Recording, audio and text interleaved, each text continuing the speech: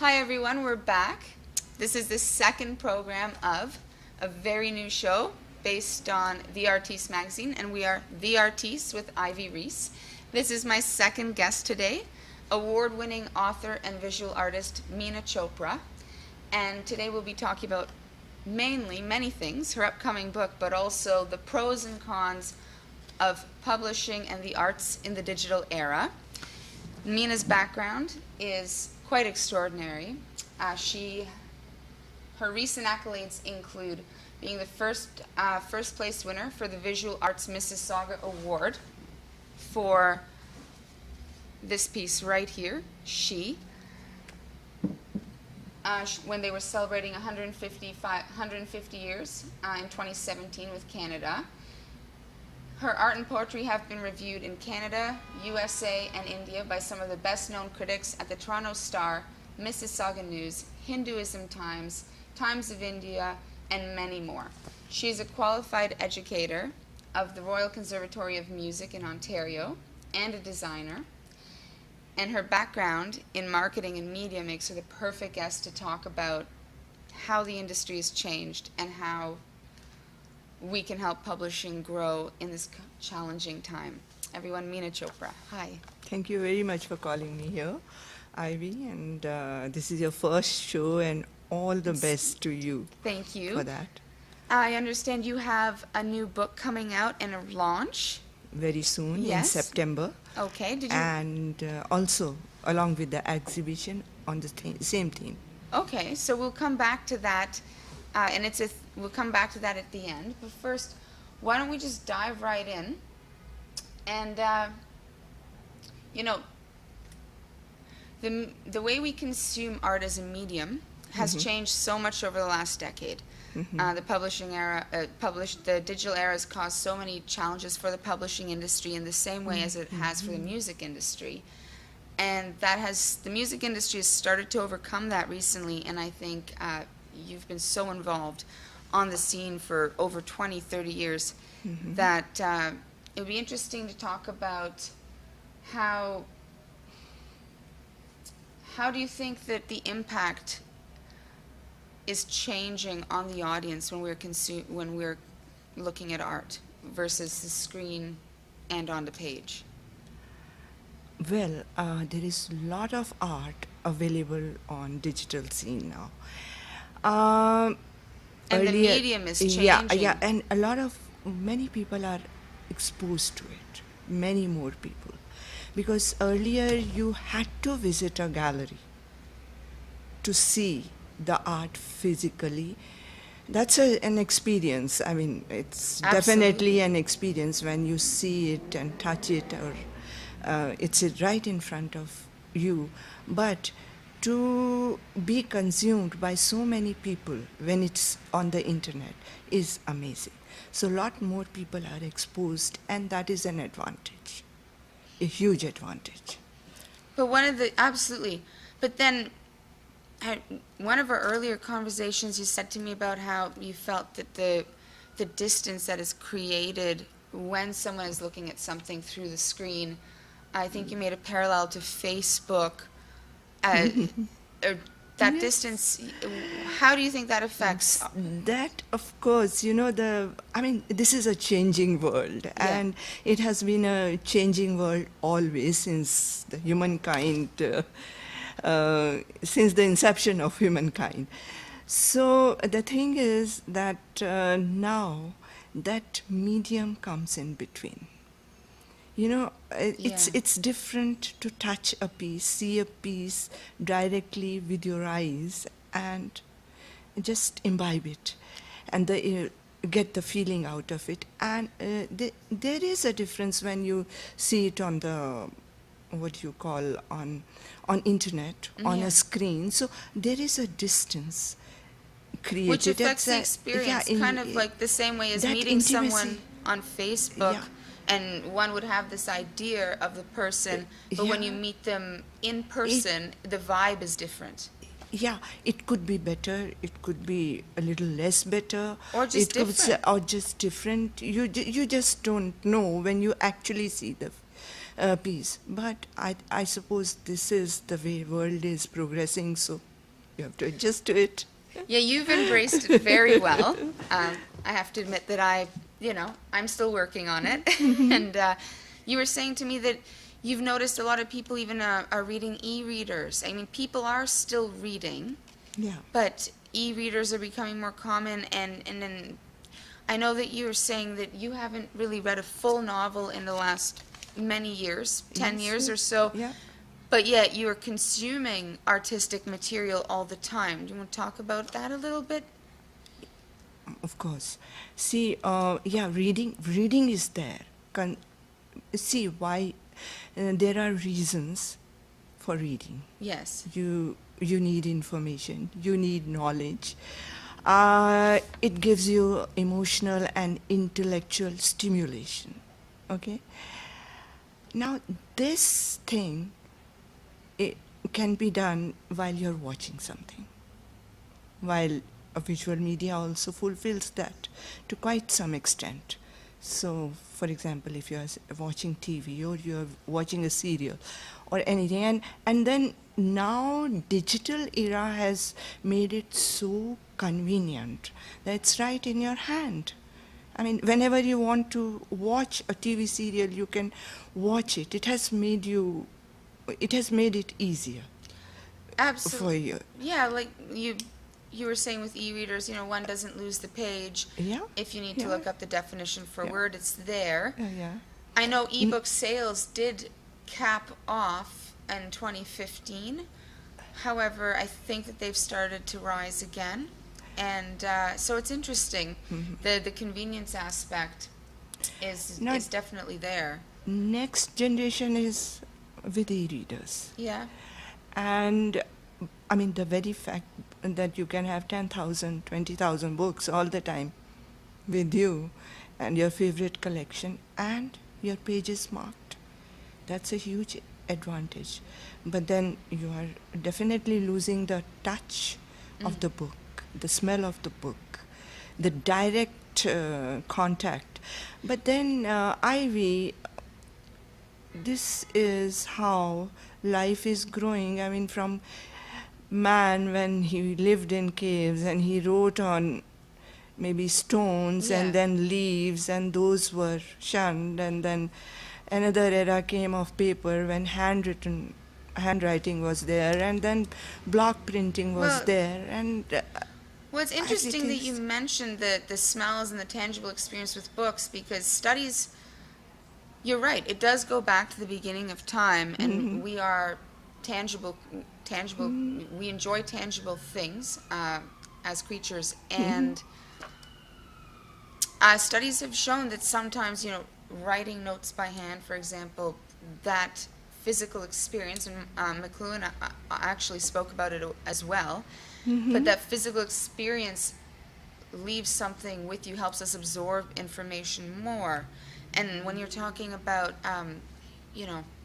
the various information that's out there that's very good, but it's coming at us from all angles. And then I know you and I have spoken, it leads into the whole multitasking that has kind of become the core of the modern world, when you're, listening to a podcast on one end, reading Facebook posts on another, and then, and yet you're never really touching anything. Except maybe the keyboard. Yeah, there is a medium. There is a medium in between, There is a medium between you and me also all the time, and we can call it Twitter, Facebook, or whatever, You are meeting most of your friends there, but definitely it is different than having a cup of coffee with your friend, which really makes it intimate and one-on-one. And in a way, though, that the convenience aspect, though, does bridge art. And your background in marketing is quite interesting, because you are the publisher of Starbuzz, which is very popular entertainment news weekly, and your background in marketing has allowed you to become a digital media artist that won numerous awards. I think we should show the audience some of your pieces and talk about how, I know as the publishing industry has changed, from my own experience, in the last decade, as even as authors, as any artist, one has to become their own marketer. You need to know how to market yourself in order to succeed, because, as Meena says, there's so much information out there. So that's where I think your views are really interesting. I think one time you said to me that one needs to have that background in marketing in order to be able to make multimedia art. That's true. Yeah, that's true. But Ivy, with art, there are two things. Whether it's, I mean, how do you define art? Whether it's a way of life or is it a product? Now, for me, it is a way of life. And if it is way of life, then it cannot be a product as such. Way of life would mean that it has got a transcendental aspect to it. Yes. Which is not just branding and marketing, which means that the change of attitude of a society. I mean, a society is evolving. If a society evolves, definitely appreciates arts. And if a society is not appreciating art, to me it means that it's not really evolving. Well, that's an interesting point, because I think good art can only be created. Now, of course, with aesthetics, good art is been a contentious topic since Kant, since really the beginning of time, even with Aristotle's Poetics. What constitutes good art? Schiller, Kant, all the major philosophers talked about that. It's a matter of taste, really. But if we can pretend to say we know what good art is, or art, I would say anything we enjoy, I think one needs to have an artistic lifestyle. But it's interesting, you said that with all of the media coming our way, would that not dilute from the fact that people are no longer living an artistic art life if they're so distracted with the electronic things that are coming their way? How are they going to live how are they going to live that art style that would produce more art and evolve? Not necessarily, because one thing is there that people are exposed to it, and somewhere, and more people are exposed to it, because, as I said, you needn't go to an art gallery to see art. It's right there on the internet, and if they like it, they can follow it and find it. Yeah, so that, I mean, that touch, at least visual impact is there, and if the art is good, then definitely it's going to touch the mind somewhere. Well, so go on, sorry. Yeah, so I mean, it's there is more exposure. Yeah. So it's not necessarily, if the digital era is coming, it could also be beneficial for art evolution of a whole society because of the exposure. That's true, because, in a way, I think I have noticed that art galleries are making a comeback. And last year, I was at an event for a place called Partial, and they rent out art, Partial Gallery, and you can actually rent real pieces of art for your walls for a really affordable cost. And one of the mandate that they had going, and this has really taken off in the GTA, is that people are becoming more aware that a piece of really art that's been actually created by a person hanging on the wall affects the space differently than, say, a $15 print you bought at Walmart. And people are coming out, they're going to galleries, and events is definitely where I've had panel discussions where it seems like events are where things are going. And you do events. You have an upcoming event. And you've had a lot of, I was your last exhibit, The Eyes.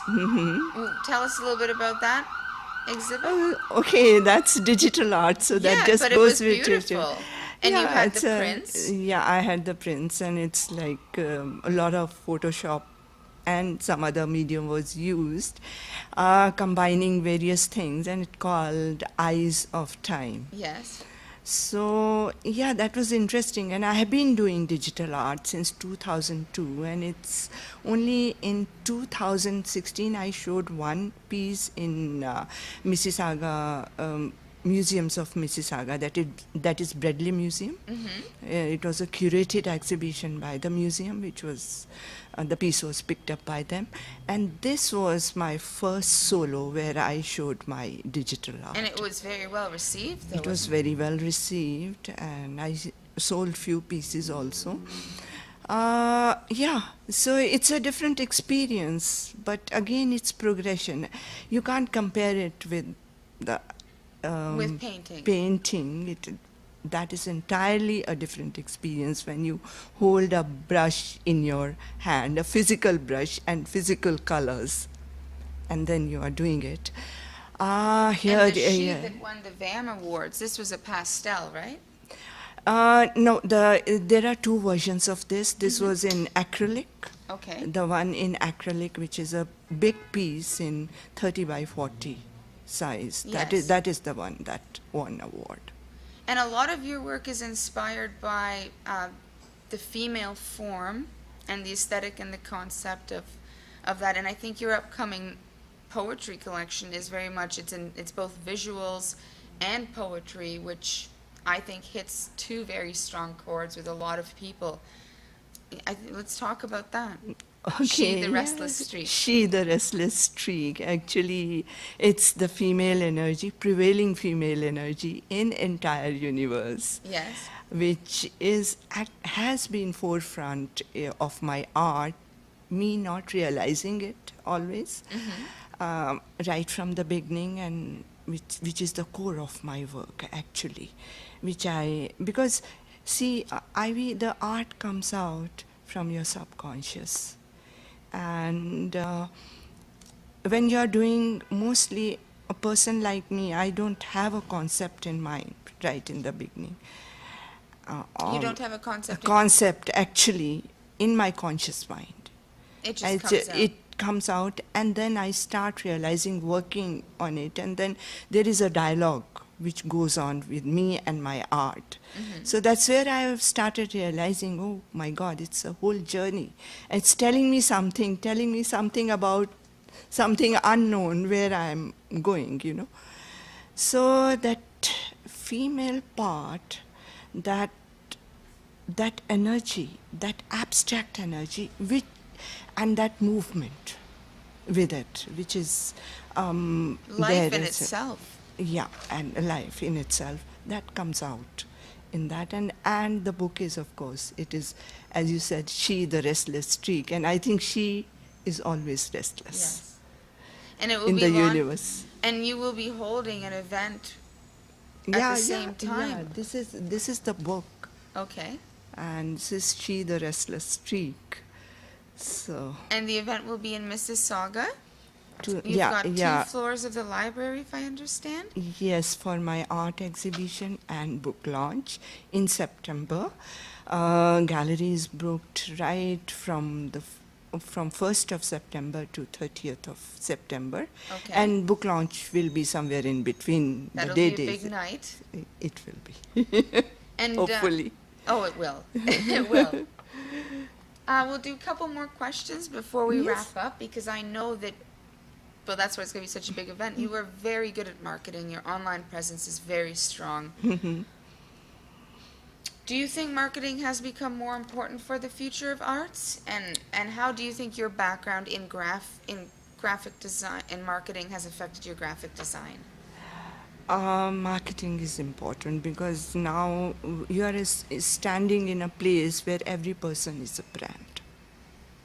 Every person is a brand. Yeah. So you have to do your own branding to be in the market.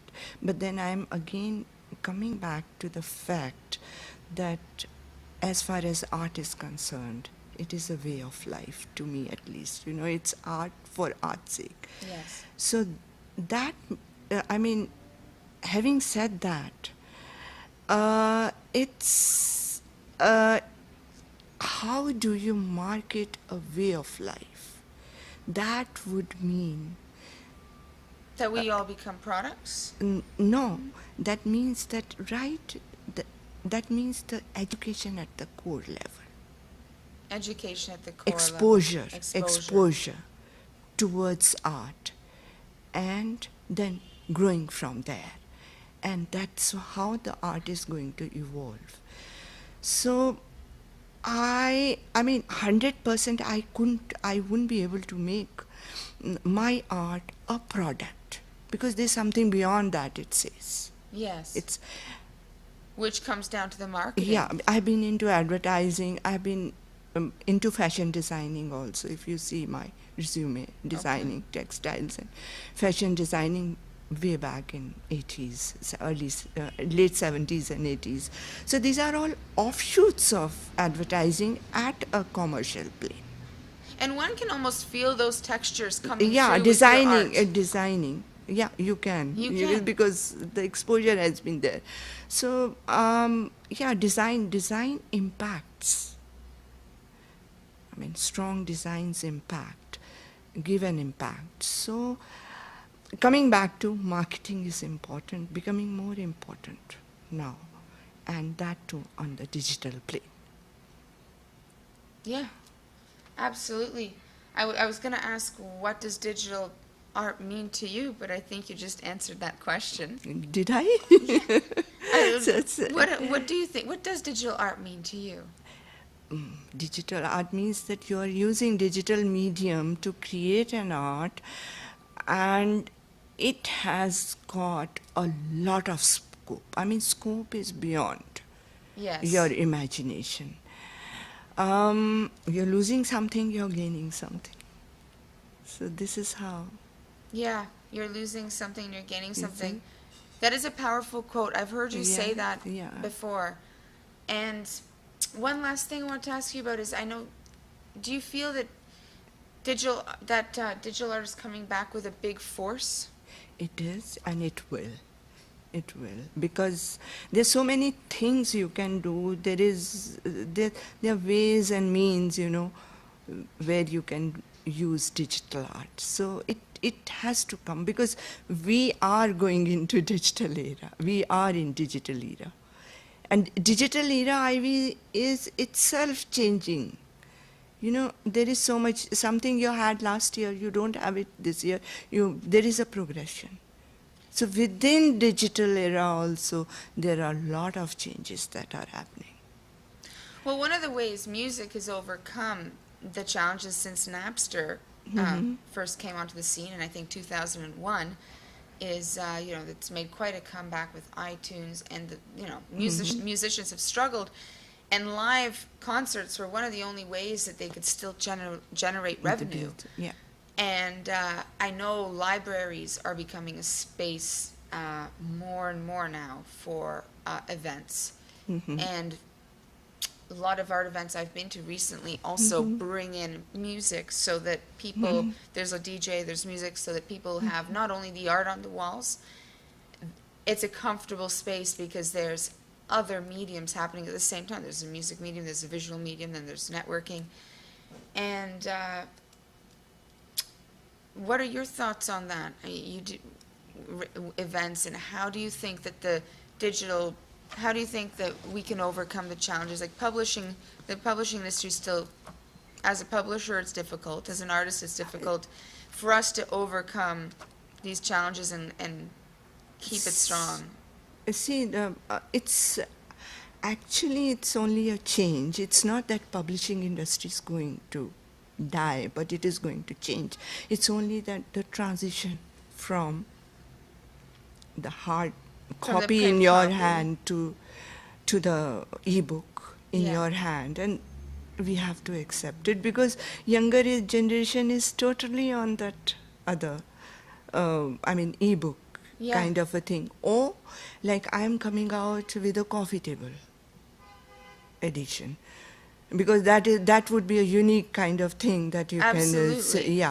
So that's a different thing. There's still a place for the print media. Yeah, there is a. So, and for me, I've started preferring books, because one is that it consumes less space.